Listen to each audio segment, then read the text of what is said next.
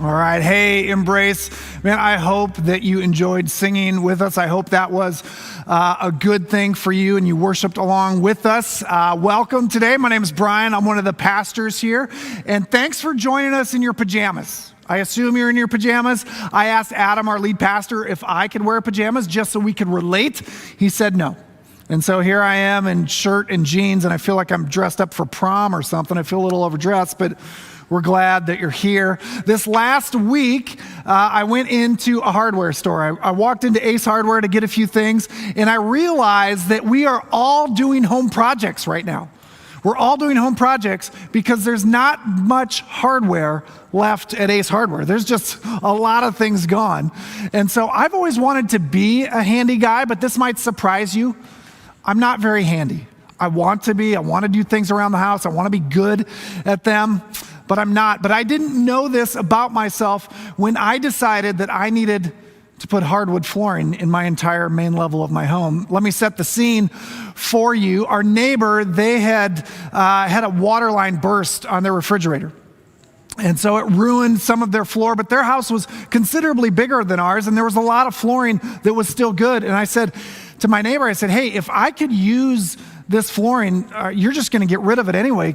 If it fits, can I use it at my place? And they're like, absolutely. So I went and I did the measurements, and sure enough, there was enough to cover my entire main level.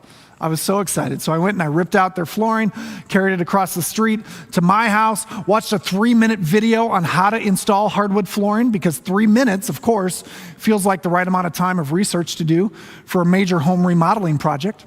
And I was off. I mean, things were going great. They actually were going great. I was kind of in a groove. Things were getting done. And then I ran out of flooring. Now, this also might surprise you. I'm bad at math. I mean, length times width, that's a really difficult concept for many, including me, and I grossly misjudged how much flooring I would need. I mean, I was off by like half. Our main floor was not multiple rooms. It wasn't a big house. It was all one room: kitchen, living room, entryway, foyer, all of it, same room. And for 6 months, we lived with half hardwood flooring and half plywood underlayment. And that was the day that I learned I'd have to ask for forgiveness for something really stupid: my lack of math knowledge. Earlier, Travis and Hope asked this question and just said, hey, when was the time you had to apologize to a child that was kind of a sarcastic apology? Because they're like, oh, I'm so sorry that you had to do that. That's insane anyway. But we had you guys write in. Here's a couple of them. The first one is coming from Becky. Willow, 3, was mad at us before church because I wouldn't make her scrambled eggs to replace her breakfast, which was scrambled eggs. So I don't understand. She had scrambled eggs, but you needed to make more scrambled eggs to replace her scrambled eggs? I don't know. I feel like Willow was maybe right there. I'm not sure. Next one. This one is from Shauna. I'm so sorry that you have to wear clothes when you're playing outside. You know what, Shauna? I've had the same thought. The same thought as your child has had. I've thought, you know what? I should just be free and go outside and just play outside completely with no clothes. Thanks for sharing those. Legitimately, right? Like, we just have to apologize for things that are silly, ask for forgiveness. Now Andrea and I can laugh about it, but forgiveness is generally a hard thing to do, because forgiveness is something that comes from a place of hurt. Somebody's done something to us. We feel betrayed or lied to. And the thought of saying, I forgive you, or letting them off the hook, that brings up all these ugly feelings, doesn't it? Or maybe you're the person that has to forgive or ask for forgiveness. And that's not a good place to be either, because when we ask for forgiveness, we're saying, I didn't measure up. I didn't do the right thing. You expected me to do this, and I failed. There's no place to hide. And it's a funny example, but legitimately, when I messed up the flooring of our house, we didn't have company over for 6 months because we were too embarrassed. And I had to ask for forgiveness, which was still work for my terrible math. And my wife, it was still effort on her part, Andrea, to say, Brian, you're such an idiot, but you're pretty, and so I forgive you. She didn't say those last 2 things. She did forgive me. But forgiveness is work. That's what I'm trying to say. Like, we actually have to step into it. It's work. And Jesus is pretty plain. He's pretty straightforward when it comes to forgiveness. In Matthew 6, Jesus says this, "For if you forgive other people when they sin against you, your heavenly Father will also forgive you. But if you do not forgive others their sins, your Father will not forgive you." Is that straightforward enough for you? It seems kind of harsh. It certainly was radical 2,000 years ago, and it's radical today.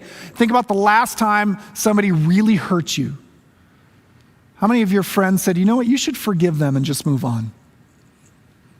I'll bet it's less than the number of friends that said, "You know what, you should get him back. An eye for an eye, that's the way to do it." And I'm not saying that revenge or retribution isn't honest. Like those emotions, those come naturally to us. What I'm trying to point out is what Jesus tells us to do is the opposite of what most of the world tells us to do. And Jesus is really specific. In fact, this is the point where I'm just like, Jesus, that's a hard teaching. I don't like that one so much. I'm not a big fan of having to tell somebody I forgive them when they've done something to me. Now, Jesus, he's given us the what. What we should do is forgive. The why he gets into later in Matthew. In Matthew 18, Jesus tells a story. And he tells a story about a servant who owes his master 10,000 bags of gold, a sum he'll never be able to pay back. But the servant pleads for mercy, and much to his surprise, his master lets him off the hook. In fact, the master cancels the debt and says, "Go on your merry way. You're fine. You don't have to pay it back." And so the servant can't believe his luck. He leaves the house feeling on top of the world, and then he runs into a guy who actually owes him some money. And he owes him less than 1/2 of one bag of gold. And the servant is so angry, he grabs him by the collar, and he says, "If you don't pay me back now, I'm going to have you thrown in jail." And the man pleads for mercy, but the servant won't hear of it and has him thrown in jail. Well, the original master, he hears what the servant has done and calls him back and says this. He says, "You wicked servant, you should have had mercy on that man like I had mercy on you. And because you didn't have mercy on him, I'm going to throw you in jail and have you tortured until you can pay it back," which he'll never be able to. You see, Jesus is reminding me, and he's reminding you, that we have been forgiven of so much. And if God can forgive us, he expects us to forgive others. Now, Jesus makes it very clear to anyone what he expects, but this brings a question to my mind, and the question is this: how do I forgive when blank? How would you fill this in? In fact, right now, we'd love for you to go to the comment or the chat section and fill this in. How do I forgive when? Because it's a practical thing, right? Like we need to actually think about, how do I forgive when I remember my parents abusing me? And I remember that. How am I supposed to forgive them? My spouse, they cheated on me and they left and said they didn't love me anymore, and I'm supposed to forgive them. How do I do that when that has happened? My friend who said they'd never tell my secret, and then they told everybody. The knife's still in my back, and you're telling me I'm supposed to forgive them? I don't know. That's a pretty tough teaching, Jesus. Fill this out, put that in the chat. We'll connect about some of those later in the message.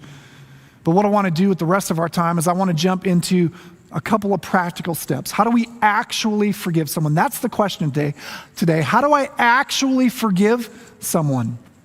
And I think there's 2 steps. At least there's 2 steps to start. There might be more, but if you take these 2 steps, you're going to be well on your way to forgiving. The first step is this: start with yourself. Now, this step isn't going to apply to everybody, but if it applies to you, you have to start here. And this is why I say this. If you feel guilty about something that you've done and you can't forgive yourself, what chance do you have to forgive someone else? If you've not forgiven yourself, how are you going to be able to forgive someone else? Or maybe you've built a story around your guilt. Maybe you've built a story and you're just like, I did something and I'm guilty, but you know what, they did this to me, so I'm gonna, I did that to them, so I'm kind of letting myself off the hook there. You gotta be honest with that, because if I can't see myself straight, and if you can't deal with your own guilt and forgiveness, how are we to be able to see someone else straight? And how are we to be able to forgive someone else? You see, now God can work with guilt, because guilt can actually lead to honesty. And let's be honest today. You actually broke his heart. You actually betrayed her. You lied to get your way. You were irresponsible with your body.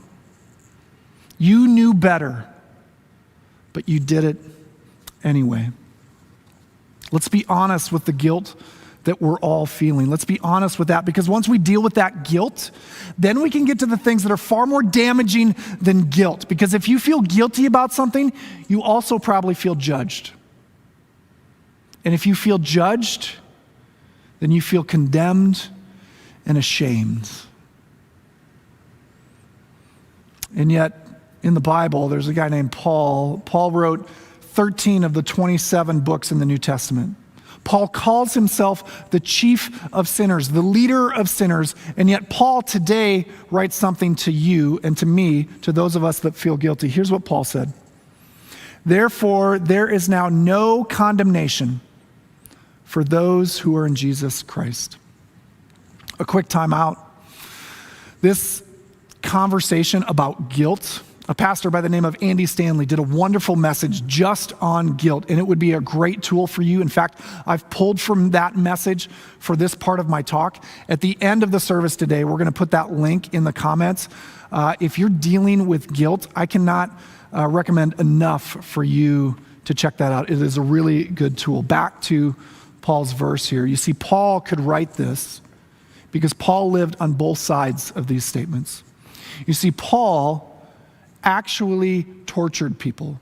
He killed people who were followers of Jesus. And when the day came where he understood his guilt and he saw the truth of what he had done, he felt guilty. Because he was guilty. And then he meets Jesus. And Jesus comes along and he sees Paul's guilt. And he says, Paul, when I see you, I don't see that.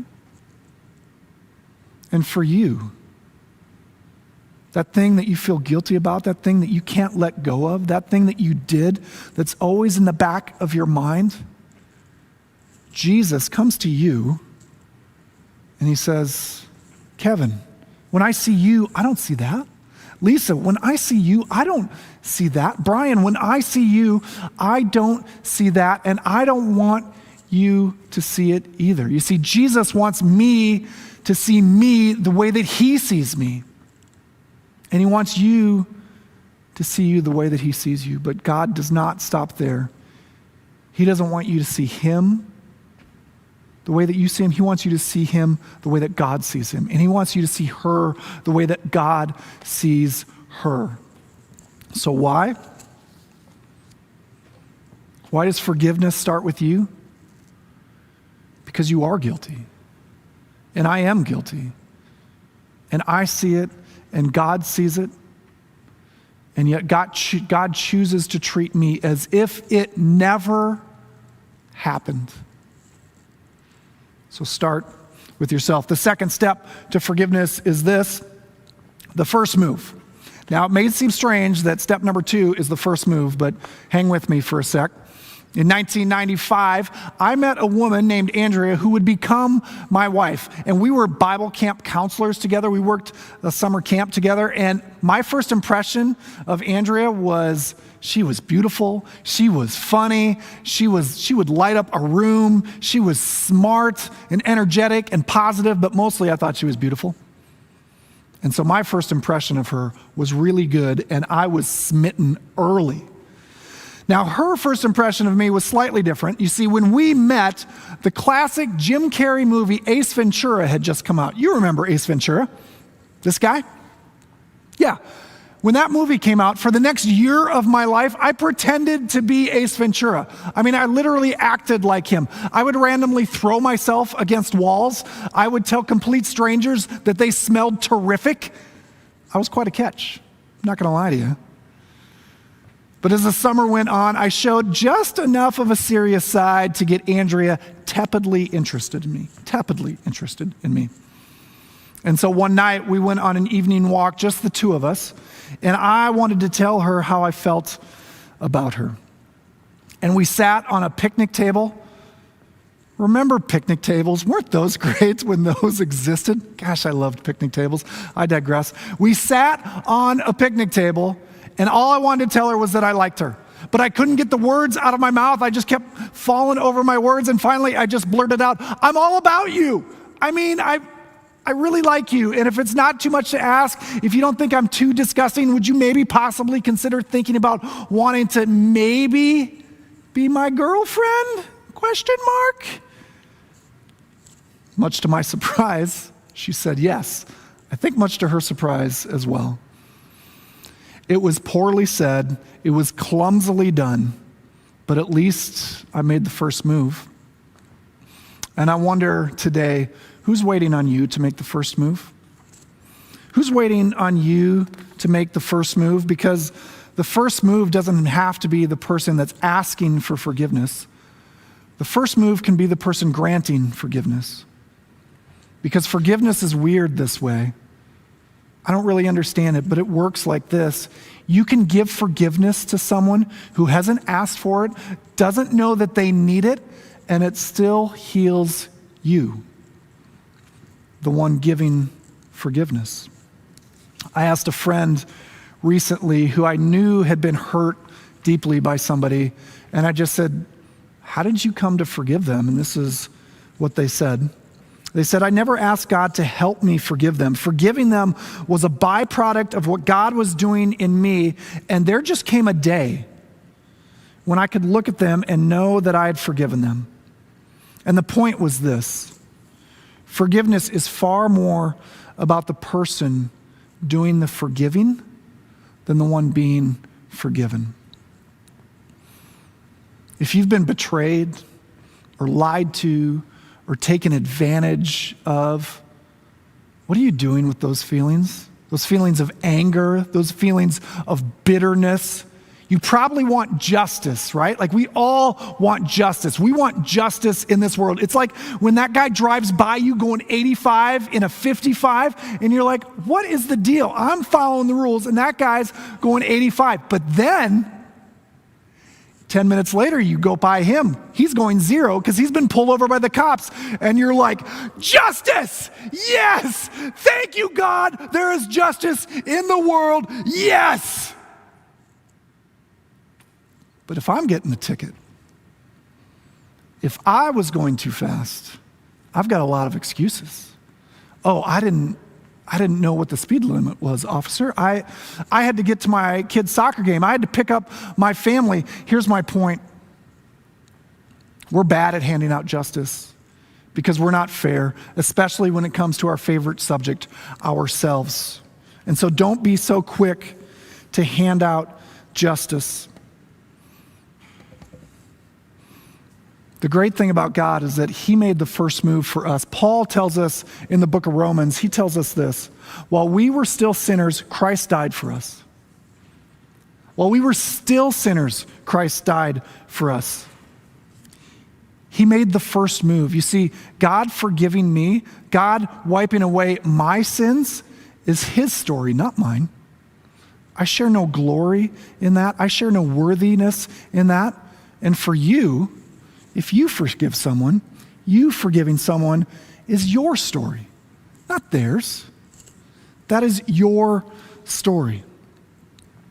A quick side note, something that I think we need to understand here is that forgiveness doesn't necessarily mean reconciliation. And it also doesn't mean that we're going to have to push aside boundaries. In fact, we might need to put up some boundaries. You can forgive your dad, and still put up boundaries. You don't have to listen to those angry words and those abusive words that he showers down on you. And that might look like he gets to see his grandson 1 hour a month. You can still forgive him and be wise and guard your heart. That cheating spouse, you can forgive them, but you don't have to take their text messages anymore. You can't fix them. You're not equipped to fix them. So be wise with this. Guard your heart in all of these things. Remember that question we asked earlier? Adam's going to come up now. How do I forgive when blank? And we've got a few things from you on that. How do I forgive when blank? Hey, Adam. Hey. Yeah, the responses again, this is such a topic. Anytime we talk about forgiveness, it's one that hits a chord in every single one of us. And I just have a couple of the responses from you. The first one just says, how do I forgive when the other person denies what they did? How do I forgive when the other person denies what they did? Or maybe even a similar question, when the person's not sorry. Yeah, that's kind of two different. They don't even think they've done anything to you. Yeah. That's the weird thing with forgiveness, isn't it? I think we think, and I certainly want it to be a two-way street, but what Jesus is talking about in both of those stories, it's a one-way street. It's the forgiver doing the forgiving in many ways. And so for me, God has forgiven me before I was worthy of it. Yeah. That Romans 5:8 of, Christ died for us while we were still sinners. He did that before I even knew I needed it. And I certainly wasn't copping to it at that time yet. I wasn't ready to ask for it, but that's a really hard one. That's real because it's different than somebody just making a mistake, right? I think it hurts even more. It does for sure. When you no, you need to own this. You need to own, you hurt me. You need to own this. Or now you're trying to dance around it. I think there's even more pain in that. And yet one of the things that I've always kind of come back to, I am unable to control another person. I'm unable to no, you need to own this. You need to see, you need to see your mistake.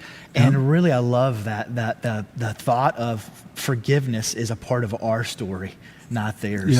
And so that act of saying, God, I can't control this person. I can't make them own it or make them see just how hurtful that was. I have to give this to you. I have to let go and allow you to be God, allow you to bring the justice on that because I can't. Yeah, and it feels like God's looking at this if you look at almost like a pie chart, 75% of that pie, that's on them. Yeah. What's that part of the pie that I can take and I can own? And even if I didn't do anything wrong, the part of the pie that God asks me to own is I'm supposed to forgive them.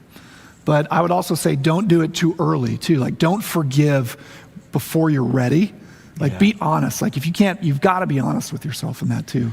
And I also think there's something helpful of realizing that the time that you've been in that place, that you haven't owned your own crap, that you haven't been willing to say, hey, I really screwed up here. A lot of times when it comes to that, we like to kind of brush that part underneath the rug and focus on that. No, we're talking about you now. I want to deal with this guy. We'll leave my stuff for much, much later. Yeah. This next one is a heavy one. And it says, how do I forgive when the other person is a rapist? And I just want to start by saying, if you've been on the receiving end of something like that kind of trauma, that kind of pain, I just want to say I'm so sorry. I can't imagine. I've walked through nothing like that kind of hurt. And so I just want to say I'm sorry. Brian also did a great job of talking about boundaries and how important that is, of setting boundaries when there's something like that, just like abuse, rape, whatever it might look like. I also just want to say a part of the process of forgiving is not walking away from justice. In a situation like that, I would always encourage you to contact authorities. And that may seem like an unloving thing to do, and yet it not only protects other people, I also think it's actually a loving act towards the person themselves. Of, gosh, hey, there's some things in you, specifically with something like this, that you need to deal with, that you need to get help with. And so I want to share that big time up front. That's called wisdom. That's not a anti-forgiveness. That's a part of the forgiving process. And just because we shouldn't necessarily hand out justice ourselves doesn't mean there shouldn't be justice in this world. Like, the world's not fair, and so we're not always going to get to see that justice. But for something like that, I can't imagine the courage it would take for someone to come forward and admit that. Yeah. But man, that person still, like you can give justice. It's just not for you to give yourself. Like, you can let the authorities take care of that, and that's still really, really hard. Yeah. I assume it is. Like, I've also never been in a situation where I've been hurt like that. But that's just, man, thanks for sharing that. That is so With the honest. Forgiveness part of that, so there again, there's the boundaries, there's the justice aspect of things. With the forgiveness part of it, those are those moments where it's like, God, I supernaturally need you because I can't forgive this person. Yeah. Like, I need you to soften my heart, to begin to move in me in a supernatural way that I can't grasp because I'm unable to do so. And so God, and that's maybe one of those things that it's a daily surrender of like, God, this is a process of forgiveness. You hand it over, and then the next day those sharp feelings come. It's like, I'm just going to continue to bring this to you, God. Yeah, and that's why I like that story from my friend who, like, they were just like, I didn't ask for God to help me to forgive them. That was what God was doing in me. So it really is more of our story as the forgiver. Yeah, thank you so much again for being willing to share. Yeah, thanks, Adam. I appreciate that. Those are some legitimately real questions, like hard questions to move into. And I just wonder if maybe there's not maybe just a good time to see an example of what forgiveness looked like. Matt was a firefighter back in 2006, and he had just gotten off of a 24-hour shift. And he was driving home. He knew he was tired, but he thought he could make it home. He hadn't got a wink of sleep the previous 24 hours, and Matt was wrong. A couple miles from his house, he fell asleep and crossed the center line, and he hit another car head on. The car that he hit was being driven by a woman named June Fitzgerald, and June was 30 years old. One of the first things that Matt remembers is waking up in a hospital room and a police officer saying, "Hey, Matt, I don't know if anybody's told you, but June didn't make it. And also she was 7 months pregnant and the baby didn't make it either." About that same time, Eric Fitzgerald, June's husband, was getting to the hospital, only to learn that his wife and soon-to-be-born son had passed away. But there was a miracle in this. His 19-month-old daughter, who was sitting in the back seat of that car, she got out of it with really just a few bruises and a couple scrapes. And when she saw her daddy walk in to the hospital room, she squealed for him and reached out to him. Eric says that he picked up his daughter, and almost instantly she fell asleep in his arms.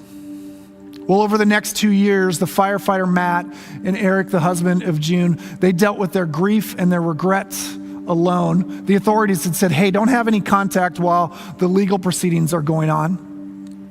But on the 2-year anniversary of the accident, Matt found himself in a grocery store.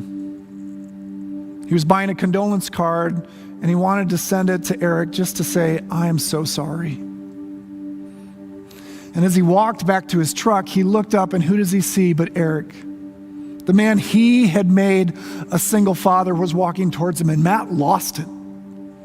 The sobs came in waves, and he couldn't get any words out, and Eric didn't say a word. He just wrapped his arms around Matt. And for the next 2 hours, they stood in that parking lot and talked. And Eric, who had lost so much, told Matt that he forgave him. And Matt's life and the trajectory of his life has never been the same. But the story doesn't end there. The little girl that was in the back seat, her name was Faith. And Faith is a teenager today. And she doesn't hate Matt. In fact, she sees Matt as a friend. Here's a picture of the two of them. Matt says this about Faith. He says, "I just want her to know that she is loved and that she's not alone and that I will be there for her no matter what." Listen, your story might be really different than this story. Somebody might not have just made a mistake. They might have intentionally decided to hurt you. But what I want you to see in this story is the trickle-down effect that forgiveness can have. Eric, the father who had lost so much, chooses to forgive. And what do you think that did for his soul? It relieved a pressure and a bitterness that he'd never have to deal with again. Matt received Eric's forgiveness. And of course, he still has regret. Of course, there's still hurt. But there's a freedom and a lightness to him now that he can go on with his days. And for Faith, what better gift could a father give his daughter than to teach her to love rather than to hate? That's what forgiveness can do. And so make sure we do these 2 steps. Start with yourself. Make the first move. Who knows what God has for you in that? Let's pray. God, thank you that you are forgiving God. Thank you for your mercy towards me. Thank you for your mercy towards everyone that's listening to this. God, you are good. Not only are you great, you are powerful, you can do all things, but you are good because you're merciful. And God, I pray today for that person who needs to forgive someone who did something unimaginable to them. God, only you can do that. Would you work in our hearts? Would you release us? Would you give us freedom from what they did to us by helping us to forgive them? Jesus, we love you. It's in your name we pray. Amen.